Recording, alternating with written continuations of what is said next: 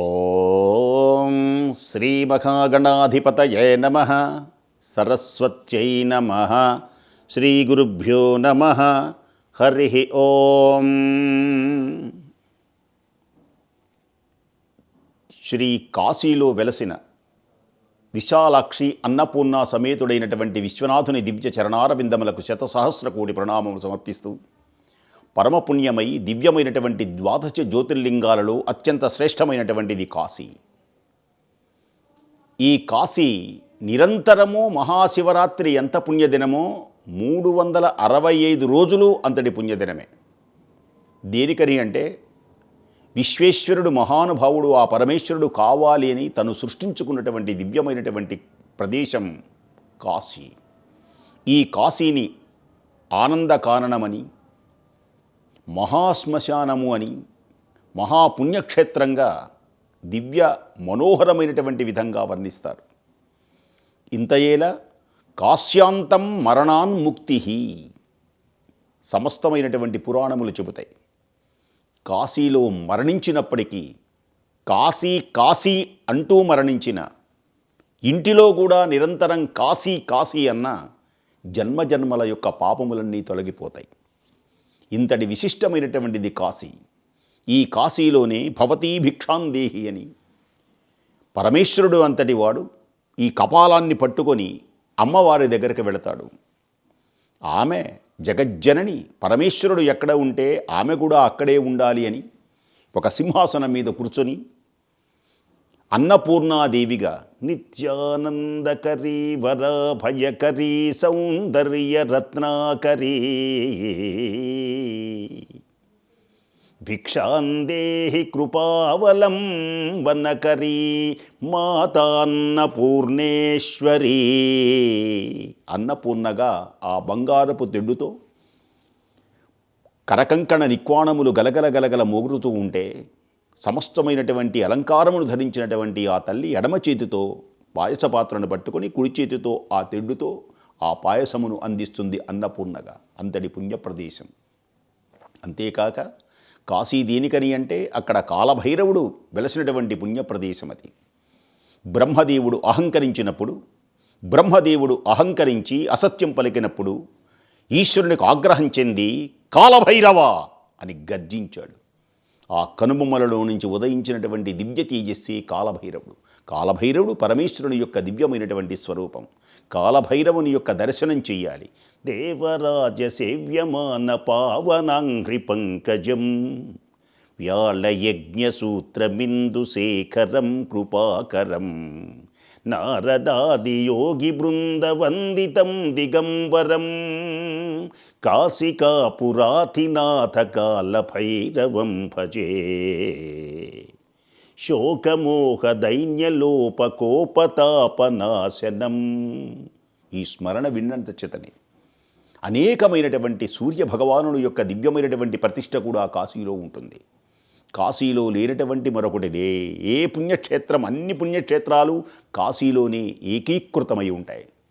అలాంటి పుణ్యమైనటువంటి క్షేత్రంలో మహావిశ్వేశ్వరుడు ప్రభుం ప్రాణనాథం విభుం విశ్వనాథం జగన్నాథనాథం సదానందభాజం భవద్భవ్య భూతేశ్వరం భూతనాథం శివం శంకరం శంభుమీశానమీడే. అద్భుతమైనటువంటి విశాలాక్షి అమ్మవారు కూడా అష్టాదశ పీఠములలో ఒకటి విశాలాక్షి. కాశీ ఎంతటి పుణ్యక్షేత్రం అంటే అష్టాదశ పీఠములతో జ్యోతిర్లింగము కలిసినటువంటి ప్రదేశం కాశీ. ఇలా ఉన్నటువంటి ప్రదేశాలు మూడే. అష్టాదశ అమ్మవారి యొక్క అష్టాదశ పీఠాలలో ద్వాదశ జ్యోతిర్లింగముతో ఉన్నటువంటి పీఠములు 3 మనకు దర్శనమిస్తాయి ప్రధానమే. ఒకటి కాశీ, 2 ఉజ్జయినిలో మహాకాళుడు మహాకాళి, 3వది శ్రీశైలం భ్రమరాంబిక సమేతుడైనటువంటి మల్లికార్జున స్వామి దర్శనమిస్తారు. ఈ మూడిటిలో శ్రేష్టమైనటువంటిది, గొప్పదైనటువంటిది, మహోన్నతమైనటువంటిది కాశీ. కాశీలో విశాలాక్షి అమ్మవారు ఉంటుంది.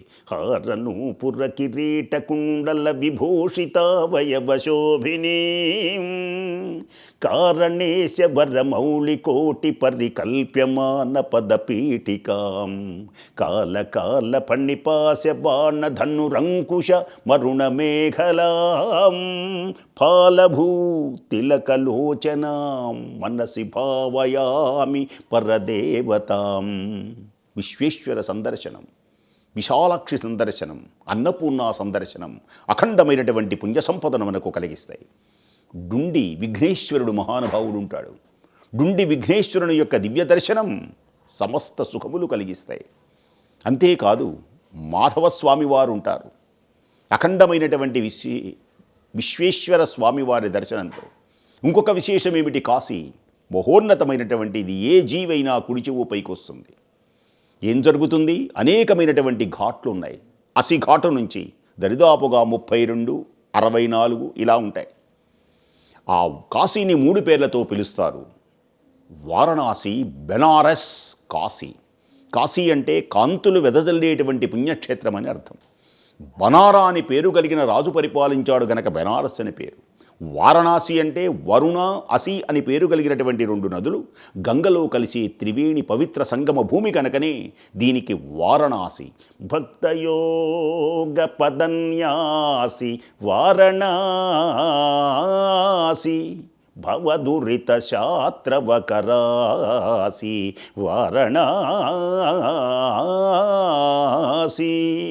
స్వర్ణదీతట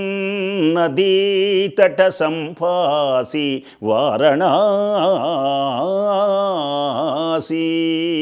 పావన క్షేత్రములవాసి పావన క్షేత్రములవాసి వారణాసి.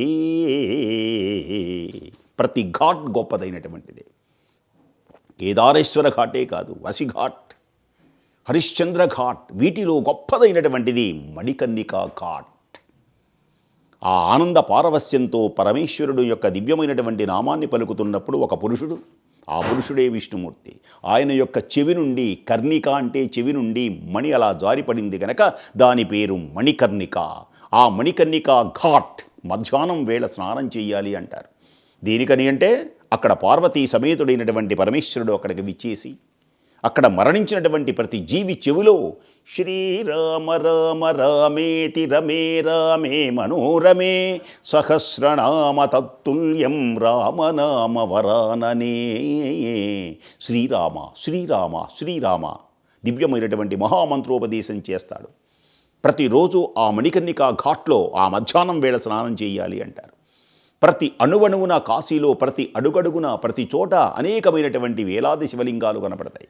అనేక మంది దేవతల యొక్క దివ్యమైనటువంటి నివాసంగా, మహోన్నతమైనటువంటి భూమిగా ఆ భూమిని ఒక్కసారి అడుగుపెట్టినటువంటి వాడు సప్తర్షులైన, అగస్త్యాది మునీంద్రులైన, వ్యాసాది మునీంద్రులైన ఒక్కసారి దాన్ని సందర్శించినంత మాత్రం చేతనే మరొక చోటికి వెళ్ళనటువంటిది, ఆకర్షణీయమైనటువంటిది, అద్భుతమైనటువంటిది, మహోన్నతమైనటువంటిది కాశీ. కాశీని ఎందరు కవులో వర్ణించారు. కాశీఖండం మహానుభావుడు సంస్కృతంలో రాశారు. అలాగే శ్రీనాథుడు రాశాడు తెలుగులో కాశీఖండం. ఈశ్వరుని యొక్క దివ్య వైభవాన్ని వర్ణిస్తాడు అడుగడుగున. ఇక ముఖ్యమైనటువంటిది కాశీలో గంగా. కాశీలోనే దేనికని గంగ స్నానం చెయ్యాలి? ఎక్కడ చూచినా కాశీలో గంగా అంటారు.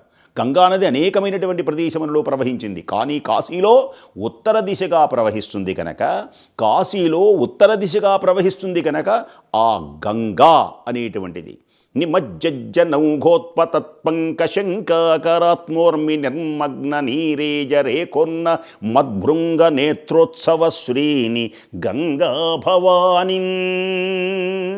ఆ గంగమ్మకు హారతులు ఇస్తారు సాయంకాలం వేళ. జయ జయ జయ గంగే. శంఖనాదాలు మ్రోగిస్తారు, ఘట్టానాదాలు మ్రోగిస్తారు. అనేక మంది యోగీశ్వరులు, మునీశ్వరులు, వేలాది సంవత్సరములు తపస్సు చేసినటువంటి వారు కూడా ప్రతిరోజు కాశీ వచ్చి సందర్శిస్తారు. అఘోరులు ఒకళ్ళ ఇద్దర, గరుడ గంధర్వ కిన్నర కింపురస్త సిద్ధ సాధ్యానీకం చండీశ్వర భృంగీశ్వర నందీశ్వరులతో సమస్త మానవాళితో ఇందరిని తరింపచేసే పుణ్య దివ్య మహోన్నతమైనటువంటి కాశీని సందర్శించి అక్కడ 9 రోజులు నిద్రలు చేయాలి. ఇక తల్లి గర్భంలో 9 నెలలు ఉండవలసినటువంటి అవసరం లేదు. ఎవరైతే కాశీ కాశీ అంటారో, కాశీని సందర్శిస్తారో, ఆ కాశీలో ఉన్నటువంటి గంగలో స్నానం చేస్తారో, ఆ విశ్వేశ్వరుని సందర్శిస్తారో, కాలభైరవాది దివ్యమైనటువంటి దేవతలను సందర్శించినంత మాత్రం చేతని శోకమోహ దైన్యలోప కోపతాపనాశనం ఇవన్నీ నశించి ఐహిక సుఖములన్నీ వీడి కైలాస ప్రాప్తి పరమేశ్వరుని దివ్య సన్నిధిలో ఆనందించేటువంటి పుణ్యక్షేత్రమే మహాకాశీ పుణ్యక్షేత్రం.